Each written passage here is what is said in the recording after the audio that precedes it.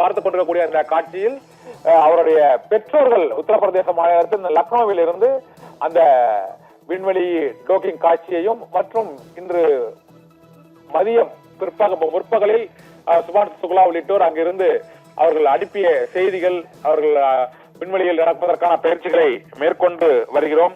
மேலும் அவர்கள் வணக்கம் தெரிவித்து இந்த நமஸ்தே என்று தெரிவித்து மிக பெருமையாக அந்த தருணங்களை உணர்கிறோம்.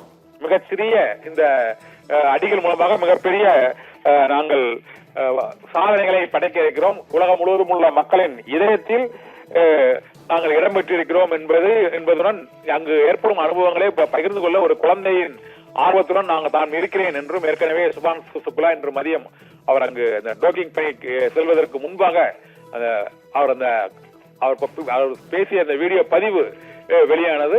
இந்த சூழ்நிலையில் இப்போது சர்வதேச விண்வெளி மையத்துடன் வெற்றிகரமாக அந்த இணைப்பு பணி, டிராகனின் இணைப்பு பணி நிறைவடைந்திருக்கிறது. ஆக்சியம் 4 திட்டத்தின் கீழ் 4 வீரர்களும் ஃபால்கன் 9 ராக்கெட் மூலமாக ஸ்பேஸ் எக்ஸ் டிராகன் விண்கலத்தில் பயணித்து சர்வதேச விண்வெளி மையத்தை வெற்றிகரமாக சென்றடைந்திருக்கிறார்கள். இனி சுபான்சு சுக்லாவின் பணிகள் மற்றும் அவருடைய செயல்பாடுகள் தொடர்பான அறிக்கைகள் நாசாவின் மூலமாகவும் இஸ்ரோ மூலமாகவும் தொடர்ந்து இந்த 14 நாட்களும் வெளியிடப்படும். 14 நாட்களும் அவர்கள் செய்த பணிகள், அவர்கள் அனுப்பும் வீடியோ பதிவுகள், ஆய்வு முடிவுகள் என பல்வேறு தகவல்களும் இந்த 14 நாட்களும் தொடர்ந்து வரும். அதற்கு பின்னர் அவர்கள் பூமிக்கு திரும்பும் நாள் தொடர்பாக முடிவு செய்யப்பட்டு அவர்கள் திரும்புவார்கள். அவ்வாறு திரும்பிய பின்னர் சுபான்சு சுக்லாவுக்கு மிக முக்கிய பணி காத்திருக்கிறது. அந்த பணி மனிதனை விண்ணுக்கு அனுப்பி மீண்டும் திரும்பும் இந்தியாவின் அந்த ககன்யான் திட்டத்திற்கான அந்த செயல்பாடுகளில் விண்வெளி வீரர்களுக்கான பயிற்சி வழங்குவதில் சுபான்சு சுக்லா மிக முக்கிய பங்கை இனியும் ஆற்ற இருக்கிறார்.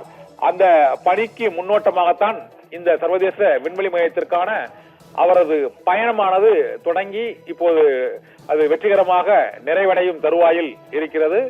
14 நாட்களில் அந்த 4 விண்வெளி வீரர்களும் 30 நாடுகளுக்கு சொந்தமான அந்த 60க்கும் மேற்பட்ட ஆய்வு பணிகளை அவர்கள் செய்து கொண்டிருக்கிறார்கள். 90 நிமிடங்களுக்கு ஒரு முறை பூமியை சுற்றி வந்து கொண்டிருக்கும் இந்த விண்வெளி நிலையமானது கிட்டத்தட்ட அந்த விண்வெளி நிலையத்தை அடைவதற்காக 28,000 கிலோமீட்டர் வேகத்துடன் இந்த டிராகன் விண்கலம் பூமியில் இருந்து பறந்து சர்வதேச விண்வெளி மையத்துடன் புவி சுற்றுவட்ட பாதை மற்றும் அந்த விண்வெளி மையத்திற்கு இணையாக அந்த விண்ணில் பறந்து அதன் பின்னர் படிப்படியாக அந்த தூரம் குறைக்கப்பட்டு மீண்டும் அது விண்வெளி மையத்தின் அருகில் நெருங்கி வெற்றிகரமாக இணைந்திருக்கிறது. இந்த பணிகள் அனைத்தும் புளோரிடாவில் உள்ள அந்த விண்வெளி ஆய்வு மையத்தின் விண்வெளி ஆய்வு மைய கட்டுப்பாட்டு அறையில் இருந்து தொடர்பு கொண்டு அனைத்து பணிகளும் ஒருங்கிணைக்கப்பட்டு மேற்கொள்ளப்பட்டு வருகின்றன.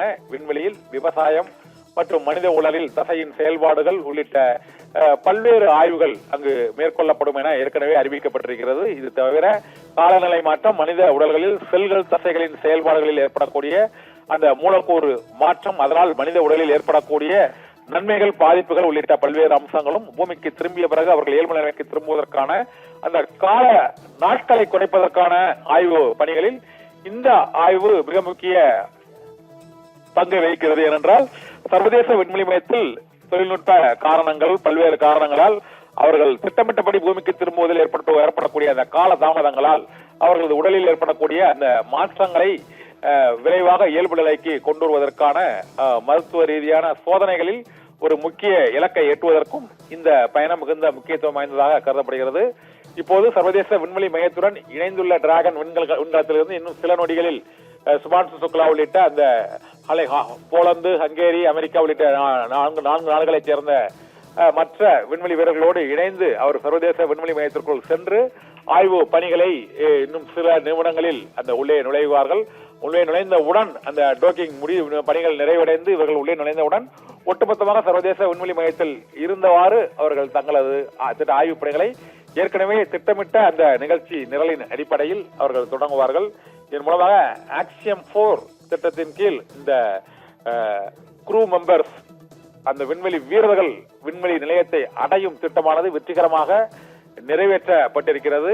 இந்த சாதனையில் இந்திய விண்வெளி வீரர் சுபான்சு சுக்லா சர்வதேச விண்வெளி மையத்திற்கு சென்ற முதல் இந்திய விண்வெளி வீரர் என்ற பெருமையை பெறுகிறார். இஸ்ரோவின் வரலாற்றில் மற்றும் இந்திய விண்வெளி ஆய்வு வரலாற்றில் சுபான்சு சுக்லாவின் இந்த சாதனையானது, மகத்தான சாதனையானது இன்னும் பல ஆண்டுகள் நினைவில் நிறுத்தப்படும் என எதிர்பார்க்கப்படுகிறது. இதற்கு அடுத்து அவர்கள் மேற்கொள்ள உள்ள ககன்யான் பயண திட்டத்திலும் சுபான்சு சுக்லாவின் பயணம் பணி மிகுந்த மிக முக்கியமான பணியாக இருக்கும் என்பது என்று இப்போது இஸ்ரோ அறிவித்திருக்கிறது. இப்போது சுபான்சு சுக்லா உள்ளிட்ட 4 வீரர்களுமே சர்வதேசிய விண்வெளி மையத்திற்குள் நுழைந்து விட்டார்கள். அவர்களை அங்கிருந்த விண்வெளி வீரர்கள் அவர்களை வரவேற்று உள்ளே அழைத்து சென்றார்கள் என்ற செய்தியும் இப்போது வந்திருக்கிறது. சுபான்சு சுக்லா சர்வதேச விண்வெளி மையத்திற்குள் சென்று விட்டார். அவரை அங்கிருந்த விண்வெளி வீரர்கள் வரவேற்று உள்ளே அழைத்து சென்றிருக்கிறார்கள் என்ற தகவலையும் இப்போது வெளியாகி இருக்கிறது. இதனால் விண்வெளி சர்வதேச விண்வெளி மையத்திற்குள் இந்திய விண்வெளி வீரர் சுபான்சு சுக்லா வெற்றிகரமாக அவர் உள்ளே ஆய்வு பணியை தொடங்குவதற்காக சென்று விட்டார். அங்கு ஏற்கனவே உள்ள விண்வெளி வீரர்கள் இந்த 4 விண்வெளி வீரர்களையும் சுபான்சு சுக்லா உள்ளிட்ட அந்த 4 விண்வெளி வீரர்களையும் வரவேற்று உள்ளே அழைத்து சென்று அவர்களுக்கான அந்த சிறப்பு அறைகளில் ஆய்வு அறைகளில் அவர்களுக்கான பணிகளை ஒதுக்கி அவர்களை பூமியிலிருந்து அங்கு விண்வெளி நிலையத்திற்கு சென்றுள்ளவர்கள் அந்த சென்றவுடன் அங்கு நடைபெற வேண்டிய அவர்களுக்கு உடல் ரீதியான அந்த சோதனைகள் பரிசோதனைகள் மற்றும் அவர்களுக்கான பயிற்சி அவர்கள் முதற்கட்ட பணிகளை இப்பொழுதே அவர்களுக்கு அதற்கான பயிற்சிகளை அங்கு ஏற்கனவே உள்ள விண்வெளி வீரர்கள் அங்கு அளிக்க தொடங்கி இருக்கிறார்கள் என்ற செய்தியும் இப்போது வந்திருக்கிறது.